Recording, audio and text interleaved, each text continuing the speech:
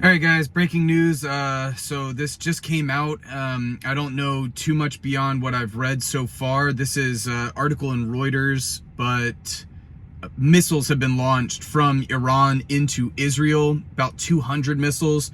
So as far as we know so far, there haven't been any injuries. Nobody's been hurt. I think the Iron Dome took them all out, but this is from Reuters. So it says, Iran fired a salvo of ballistic missiles at Israel Tuesday in retaliation for Israel's campaign against Tehran's Hezbollah allies in Lebanon.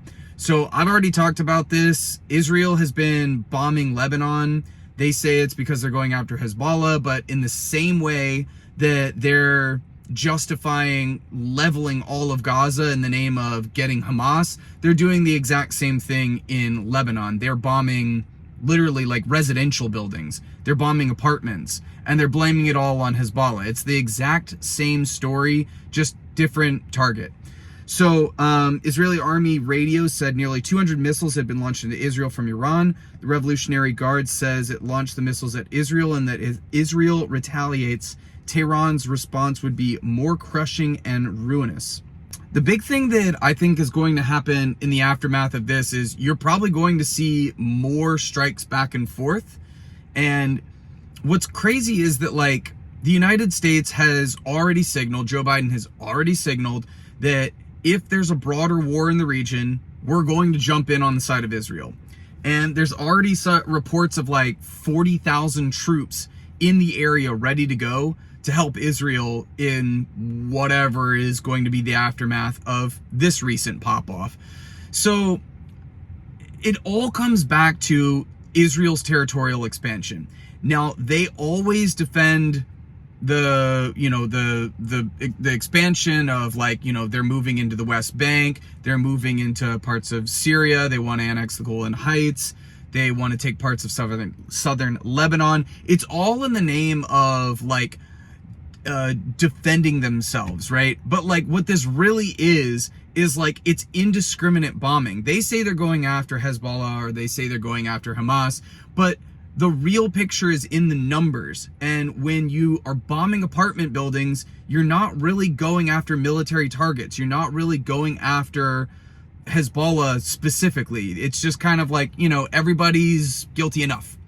The other thing that they're talking about is that if Israel attacks Iran and they attack major oil facilities, that you can expect the price of oil to go up.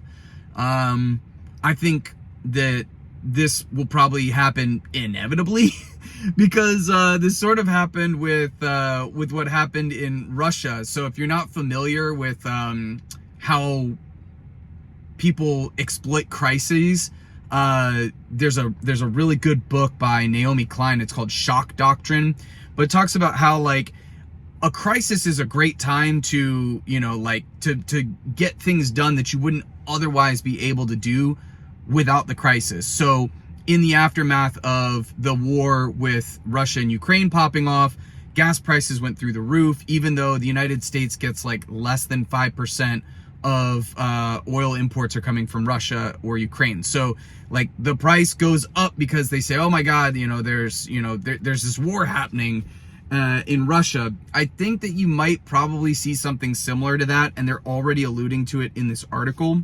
So it goes on to say that Iran has vowed to retaliate following Israeli strikes that killed the top leadership of its ally Hezbollah in Lebanon, including the group's leader Hassan Nasrallah. And they killed a bunch of other innocent people too, like the pager attack I was just talking about with the pagers and the walkie-talkies.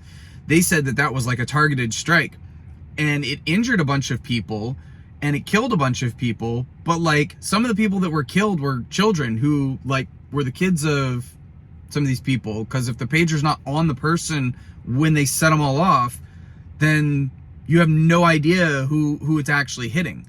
It's a little bit more targeted than launching missiles and dropping 2,000-pound bombs, but it's not really targeted. So it goes on to say that we discussed how the United States is prepared to help Israel defend against these attacks and protect American personnel in the region, Biden said on X. So as if we're not dealing with enough garbage here, the United States is ready and willing to jump into war and defend Israel on a moment's notice. And guys, Israel is the biggest cry bully in the entire world. Like, they launch bombs, they start attacking, they've killed a bunch of innocent people, and when Iran launches missiles at them, they're like, "Whoa, this cannot go unpunished. We will do this very seriously." It's like, you guys started firing first, okay? And like, I'm not trying to defend Hezbollah or Hamas or any other, group that is targeting Israelis, but all things lead back to Israeli occupation of Gaza, of the West Bank, of other territories that don't belong to them, and their regional expansion. And it's real simple to end the violence is you have to actually end the occupation and stop the regional expansion. So yeah, the world's on fire, and couldn't come at a better time a month before the election. So we'll see how and if this actually moves anything. I don't think it will, honestly. I just think it's bad news, and I think that Biden is going to be extra stupid about the way he handles it, because he's always said that he's going to jump in and defend Israel no matter what, and it's been embarrassing, and it's honestly, it's led to the situation that we have currently. It's led to Israel just being completely unhinged, and they're the ones that are bombing in southern Lebanon. They're the ones that are attacking innocent people, and Biden is going out and saying like, well, we have to jump in to defend Israel. It's like, the reason that Iran is firing missiles at Israel in the first place is because Israel is going after Iranian allies.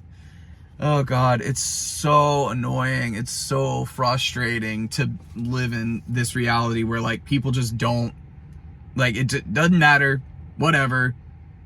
They're right by definition because they're our ally. So here we go.